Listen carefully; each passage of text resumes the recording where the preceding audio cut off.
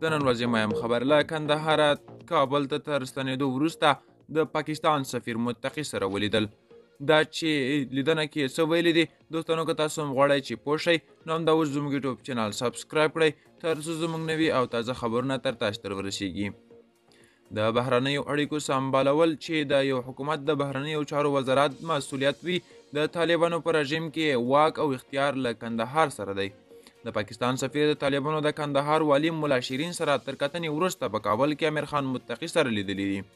د طالبانو بهرنیو چارو وزارت وایي عبیدالرحمن نظامني سره په دې لیدنه کې د افغانستان او پاکستان ترمنځ په سیاسي او اقتصادي موضوعاتو خبرې شوي دي. ښاغلي متقي هیله ښودلې چې د پاکستان نوی حکومت له طالبانو سره د یوې مثبتې پالیسۍ له مخې د اړیکو پیاوړتیا لپاره رغنده ګامونه واخلي.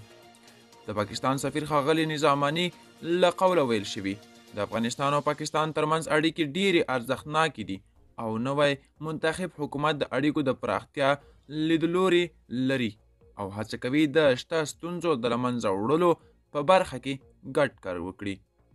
د خبر مطابق دواړو لوریو پر ډیورنډ کرښه د مسافرو، ناروغانو او سوداګرو تګ راتګ لپاره د اسانتیاو په رامنځته کولو ټینګار کړی دی. دوستانو، دا و د نن ورځې چمتو خبر. که غواړئ نور تازه او مهم خبرونه ترلاسه کړئ نو همدا اوس زموږ یوټیوب چینل سبسکرایب کړئ. تر بیا ښې چارې، ښه وخت.